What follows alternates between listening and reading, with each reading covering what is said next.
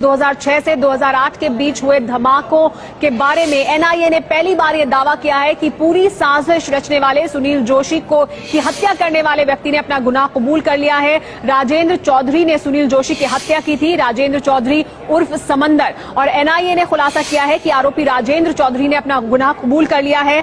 किस तरह से सुनील जोशी की हत्या की गई, इसकी जानकारी उसे दी है एनआईए को। एनआईए के मुताबिक सुनील जोशी को गोली मारने वाले राजेंद्र चौधरी ने ये एनआईए के सामने कबूल किया है कि किस तरह से उसने हत्या की सुनील जोशी की। और इस पूरे मामले की वीडियो रिकॉर्डिंग भी की गई है। एनआईए की जांच में पता चला है कि सुनील जोशी ही धमाकों का मास्टरमाइंड था। 8 धमाके हुए थे 2006 से 2008 के बीच और मालवा के इलाकों में धमाकों की पूरी तैयारी की गई थी। सुभाष भट्टाचार्य एनआईए के जो वकील हैं, उन्होंने क्या जानकारी दी इस नए खुलासे के बारे में, आइए सुनते हैं। जहां तक मैं समझता आया हूं कि अब तक की तफ्तीश के अनुसार जितने भी ये 4 लोग गिरफ्तार हुए हैं और प्रीवियस लोकल पुलिस की भी तफ्तीश है, उसको मिलाकर ऐसा प्रतीत होता है कि जो अजमेर में ब्लास्ट हुआ था, समझौता एक्सप्रेस में ब्लास्ट हुआ था, मालेगांव में 2 बार ब्लास्ट हुए थे और मक्का मस्जिद हैदराबाद में ब्लास्ट हुए थे, वो ब्लास्ट करने वाले लोगों का एक समूह है और वो सभी इसमें कॉमन है। जैसा कि ये उन्होंने ही मिलकर सुनील जोशी की हत्या की है। और हमारे साथ इस पर और ज्यादा जानकारी के साथ जुड़ गए एबीपी न्यूज संवाददाता ब्रजेश राजपूत। ब्रजेश, इस पूरे मामले को लेकर एनआईए की तरफ से यह भी बताया गया है कि वीडियो रिकॉर्डिंग की गई है जो कुछ राजेंद्र चौधरी उर्फ समंदर ने एनआईए को बताया, तो क्या कुछ उसके दौरान राजेंद्र चौधरी ने बताया एनआईए को साजिश के बारे में? देखिए, राजेंद्र चौधरी ने कुछ पूरे मामले जब राजेंद्र चौधरी को पकड़ा गया, राजेंद्र चौधरी समझौता ब्लास्ट में आरोपी था, उसको जब बुला के यहां लाया गया तो पुलिस ने उससे पूछताछ की। एनआईए ने पूछताछ करने के बाद उसने एनआईए को पूरा बताया है कि उसने और लोकेश चौधरी ने कैसे जाके देवास की चूना भट्टी के पास जाके सुनील जोशी की हत्या की है। उसने ये बताया कि लोकेश चौधरी ने उसको मोटरसाइकिल पर बिठाल के सुनील जोशी के पास तक ले गया था और सुनील जोशी के पास जाके उसने कहा था इसको गोली मारो। उसके साथ जो 2 पिस्तौल थी, 2 पिस्तौल से एक जो विदेशी पिस्तौल थी उससे गोली मारी गई और एक ही फायर होकर रह गया, उसका पिस्तौल लॉक हो गई थी। उसके बाद उसके पास जो देसी कट्टा था उससे उसने 4 फायर किए हैं। ये सारी बातें एनआईए को जो राजेंद्र समंदर चौधरी ने बताई है, इसकी पूरी वीडियो रिकॉर्डिंग करवाई गई है। और एनआईए के मुताबिक एक बड़ी कॉन्स्पिरेसी थी जिसके तहत सुनील जोशी को रास्ते से हटाया गया। अब तक जो बात सामने आई है उससे पता लगा है कि रामजी काल सांगरा, संदीप डांगे और सुनील जोशी 3 लोग इस पूरे मामले में मास्टरमाइंड थे जिन्होंने इस पूरे मामले को अंजाम दिया। मगर ये लोग लगातार धमाके कर रहे थे। 2007 से लेकर 2009 तक कुल 8 धमाके हुए जिसमें 200 से ज्यादा लोगों की जान गई। मगर इनके जब सुनील जोशी से मतभेद का कारण ये रहा कि जब अजमेर में ब्लास्ट हुए तो सुनील जोशी ने कुछ अपने लोगों को इस मामले में शामिल कर लिया था जो बाद में पुलिस ने पकड़ लिए गए।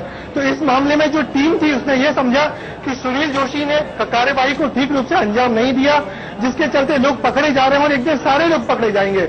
ये बात जब सुनील जोशी से कही गई तो सुनील जोशी ने कहा कि मुझे ज्यादा पैसा मत ना किया जाए वरना मैं पुलिस को सारी बातें बता दूंगा। तो इस बात के चलते सभी लोगों ने फैसला किया जो इस पूरी कॉन्स्पिरेसी में शामिल थे, इस फैसला किया कि सुनील जोशी को रास्ते से हटाया जाए। उस रास्ते से हटाने के लिए लोकेश चौधरी और राजेंद्र समंदर चौधरी ने पूरी रेकी की, पूरा जाल बिछाया और चूना भट्टी देवास में जहां रहता था सुनील जोशी, उसकी 2009 में 27 दिसंबर को गोली मार के हत्या कर दी गई। अब तक ये बात पहली दफा एनआईए ने रिकॉर्ड पे आके कहा, उनके वकील ने सारी बातें बताई हैं और ये कहा है कि बहुत जल्दी इस पूरे मामले की गुत्थी सुलझा ली जाएगी। और एक बहुत बड़ी साजिश है जिसका ये सुनील जोशी की हत्या एक छोटा सा पार्ट था। सुनील जोशी को रास्ते से हटाना चाहा था सभी लोगों ने और एक बहुत बड़ी कॉन्स्पिरेसी थी जिसके तहत 8 बम धमाके किए गए। किसी खास जगह पे जाके किसी खास धर्म के लोगों को निशाना बनाया गया और कुल 200 से ज्यादा लोगों की इन धमाकों में मौत हुई थी। एक बड़ी साजिश थी जिसके खुलासा करने के करीब एनआईए पहुंच गई है। जी ब्रजेश, ये भी कि एनआईए की तरफ से कहा जा रहा है कि एक बड़ी साजिश थी जिसका हिस्सा था सुनील जोशी की हत्या करना, तो क्या कुछ समय में एनआईए वो जो बड़ी साजिश जिसकी तरफ वो इशारा कर रहे हैं उसके बारे में भी जानकारी फिर सामने आएगी? निश्चित ही जो जांच है वो बहुत आगे बढ़ गई है। में जो सबसे बड़ा अड़ंगा आ रहा है वो बात यह है कि जो प्रज्ञा भारती है, जिसको मालेगांव बम धमाकों के मामलों में एनआईए ने जो अरेस्ट है, एनआईए ने जिसको अरेस्ट कर रखा है, उसकी और बाकी जितने लोग पकड़े जा रहे हैं देवास, शाजापुर और इंदौर, खासकर मालवा इलाके से, ये सारे लोग जो पकड़े जा रहे हैं उनको एनआईए आमने सामने बिठा के पूछताछ नहीं करवा पा रही है, क्योंकि प्रज्ञा भारती ने एक सुप्रीम कोर्ट में एक स्टे ले रखा है कि इस मामले में उसके साथ पूछताछ नहीं की जाए। तो एनआईए ने सुप्रीम कोर्ट को भी कन्विंस करने के लिए याचिका लगाई हुई है। जैसे ही इस याचिका से पूछताछ का रास्ता खुलता है, इन तमाम जितने जो लोग हैं, हत्यारे हैं, उनको प्रज्ञा भारती के साथ आमने सामने बिठा के एक दफा पूछताछ की जाएगी और पूरे मामले का खुलासा हो जाएगा। अब तक जो एक बड़ी कॉन्स्पिरेसी है उसके पूरे तार जुड़ते जा रहे हैं और ये पूरे तार कहीं ना कहीं मध्य प्रदेश के मालवा इलाके से जुड़ रहे हैं कि एक बड़ा ग्रुप था जो पूरे देश में हुए धमाकों को अंजाम दे रहा था, जिसका एक हिस्सा प्रज्ञा भारती थी और एक हिस्सा सुनील जोशी भी थे। जी, और ब्रजेश, जैसे कि आप बता रहे हैं कि तार मालवा के इलाके से जुड़ते जा रहे हैं। ब्रजेश, आपकी रिपोर्ट आइए देखते हैं किस तरह से मालवा आतंक का गढ़ बन गया। एनआईए ने वहां कई गिरफ्तारियां की। केंद्रीय गृह मंत्री सुशील कुमार शिंदे बीजेपी के निशाने पर हैं।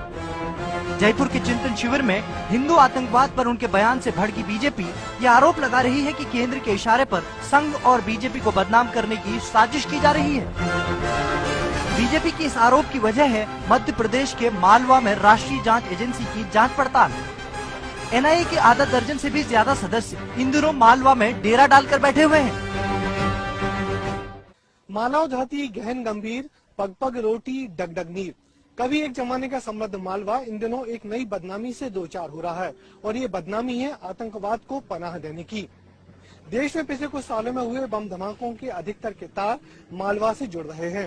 एनआईए ने पिछले एक साल में मालवा के इंदौर, उज्जैन, देवास और शाजापुर से अधिकतर गिरफ्तारियां की हैं। गृह सचिव ने जिन 10 लोगों की सूची जारी की है उसमें 8 नाम मालवा से जुड़े हैं। अब लोग ये सवाल पूछने लगे हैं, क्या मालवा वाकई आतंकवादियों को पनाह देने की शरण स्थली बन गया है? 1 अप्रैल 2011 को केंद्र सरकार ने बीते कई सालों में हुए धमाकों की जांच एनआईए को सौंपी। 8 सितंबर 2006 को मालेगांव में हुए धमाके में 40 लोगों की मौत हुई थी।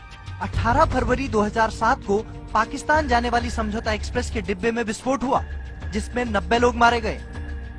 इसके कुछ दिनों बाद हैदराबाद की मक्का मस्जिद में 2 धमाके हुए, जिसमें 24 लोग मारे गए।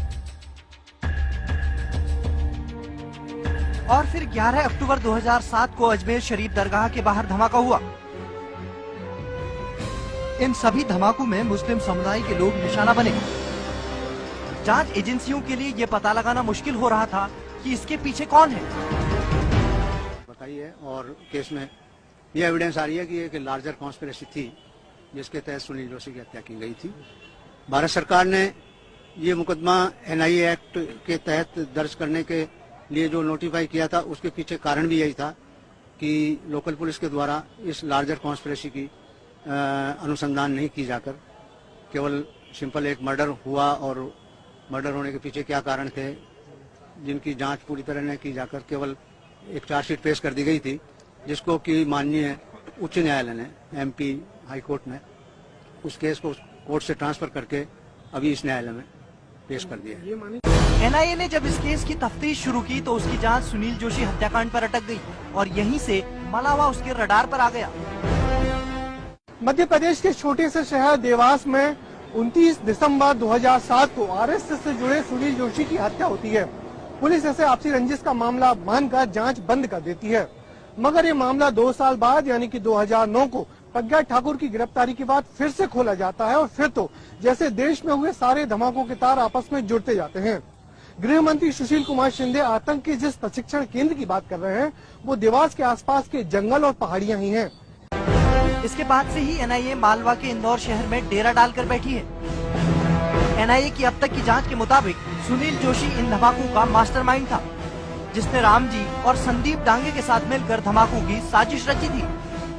2001 में इसकी योजना बनानी शुरू हुई और फिर 26 अक्टूबर 2005 को अजमेर में एक बैठक में इसे अंतिम रूप दिया गया। जांच में ये भी बात सामने आई है कि 4 जनवरी 2006 को देवास के पास बागली की पहाड़ियों पर ही धमाका करने की साजिश रचने वालों ने प्रशिक्षण शिविर लगाया, जिसमें बम बनाने और विस्फोट करने की ट्रेनिंग दी गई।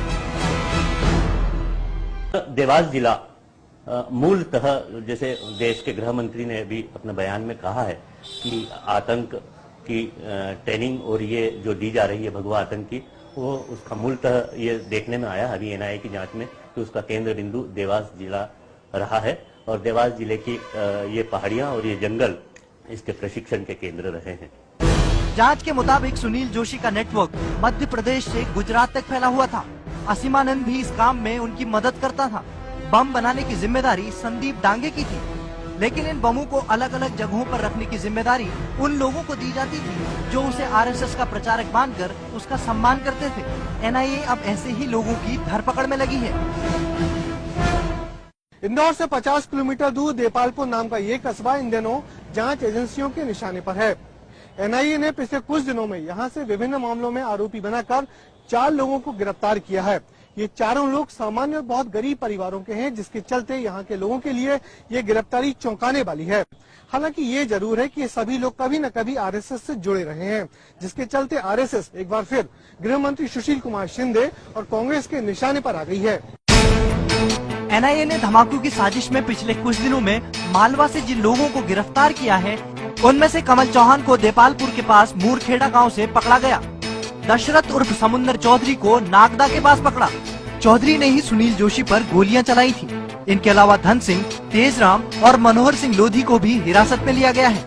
तेजराम को देपालपुर से पकड़ा और मनोहर सिंह लोधी को मुर्दाखेड़ी से हिरासत में लिया है। ये सभी सुनील जोशी के साथी रहे हैं और इन सभी पर धमाकों में मदद करने का आरोप है। धमाकों को लेकर साध्वी प्रज्ञा, स्वामी असीमानंद और कर्नल श्रीकांत पुरोहित की गिरफ्तारी पहले ही हो चुकी है। वो पूछताछ करें, गुनाह हुआ है, खून हुआ है, हत्या हुई है, जो भी कुछ है और उसकी जांच वो कर रहे हैं, तो उसमें जिनसे भी प्रश्नोत्तर करना है करें, लेकिन उनको कल्प्रिट मान करके ना करें। आप गवाही में उनसे गवाही लेना है, लीजिए। और गवाही लेते समय एक इंडिविजुअल से आप गवाही ले रहे हैं, किसी संगठन से नहीं ले रहे। तो ये जो जानबूझ करके बार बार संघ किया जा रहा है, इसमें हमको थोड़ी सी बू नजर आती है। मध्य प्रदेश की बीजेपी सरकार इन गिरफ्तारियों को राजनीति से प्रेरित बता रही है। जयपुर में चिंतन बैठक हुई। चिंतन बैठक के बाद शिंदे जी का बयान कि आरएसएस के लोग देश में आतंकवाद फैला रहे हैं, ये सिर्फ इस्टेब्लिश करने के लिए एनआईए कहीं न कहीं संघ को बदनाम करने की कोशिश कर रही है और निर्दोष लोगों को पकड़कर उनको मार मार के और एक दूसरे के खिलाफ बयानबाजी करवा रहे हैं।